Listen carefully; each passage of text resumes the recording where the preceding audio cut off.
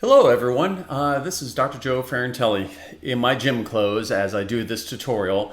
What I wanted to share with you is how to properly use SyncScreen when you have multiple devices, because there seems to be some definite confusion, especially with the latest auto upload update.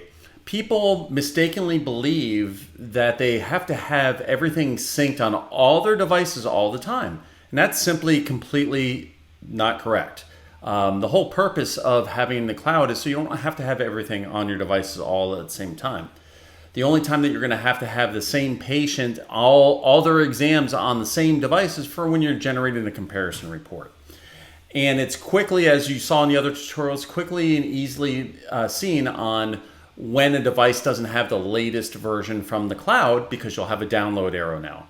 So I want to just kind of walk through on adding a new exam to an existing patient or a client, so that way you guys can kind of understand this. So if you look at my screen here, I got three iPads on my screen. This one has pretty much all the people downloaded. This one, if I go ahead and toggle it on here, you can see there's a lot of people that are not downloaded. Same thing goes for this one over here. But we're going to pick somebody. Let's go ahead and pick Janie Doe. So Janie Doe is on all of them, right? So if I want to go ahead and, let's see. Do I have Janie Doe on this one? Yeah, let's go ahead and make sure that she's on here. Janie. Yep, there she is. So I'm going to go ahead and open up Janie Doe. Now, here's something that's really important. If you're using multiple devices, the backup doesn't happen automatically. And again, to reiterate the point, it doesn't matter if you've been using SyncScreen for a long time or not. The first time that you download an auto update version, it's going to queue and put everything in the queue on your devices to upload.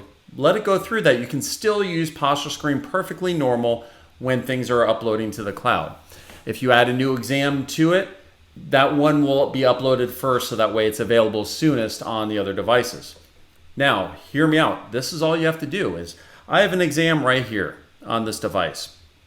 And what we're going to do is, I don't have a person in front of me, right? So I'm just going to take a picture of my computer screen or something, okay? Just bear with me here, okay? So I'm going to add a new evaluation to Janie Doe. So we're going to go ahead and do a PostureScreen, and I'm going to just take a picture of the wall here, or the computer, okay? Don't get confused. I'm just doing this to kind of, because I don't have a person in front of me. Quite simple, right? I don't have a person in front of me. So, all right. So now I'm going to go ahead and digitize that person. Or if you're using augmented reality, obviously a lot of this is already done, right? So don't pay attention to what I'm doing. I only want to belabor the point in that I created a new evaluation for Janie Doe. This is new, right? This is new. So now, if I go back in and do nothing after a few seconds, actually for about a minute, notice it will automatically upload. Now, once it starts uploading, you got to let it complete, obviously, because it's trying to upload.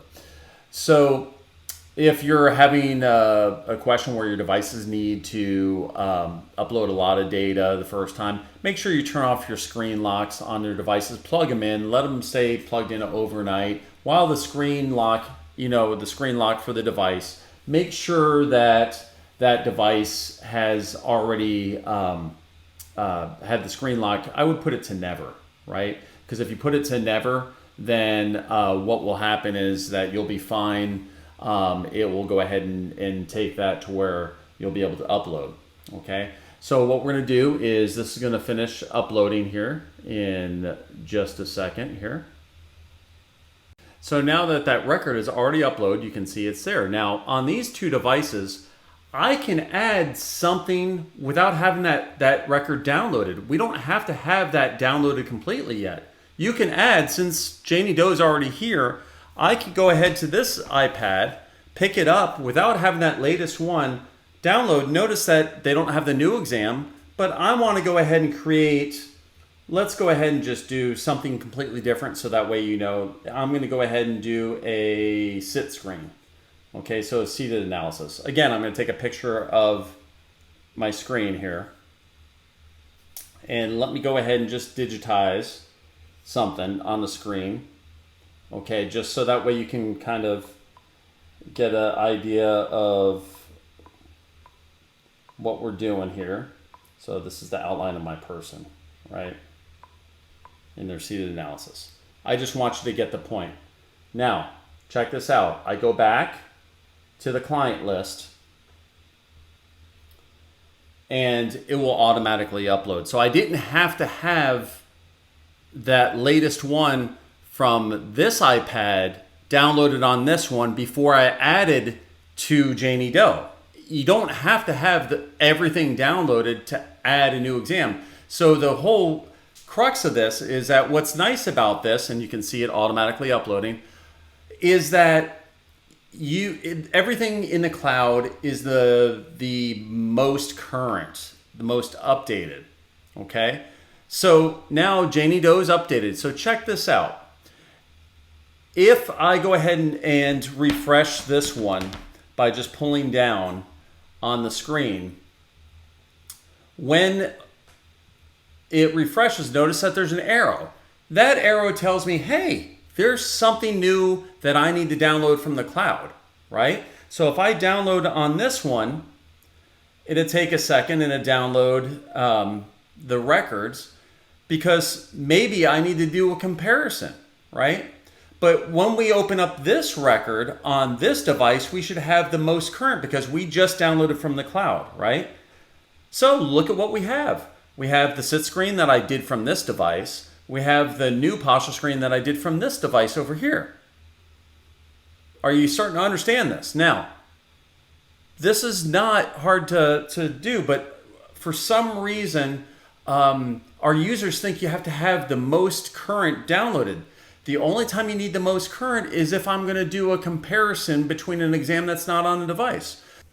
So in summary, what I want to do is be able to show you that you don't have to have the most current downloaded exam for that patient in order to have that iPad do a newer exam for that same patient.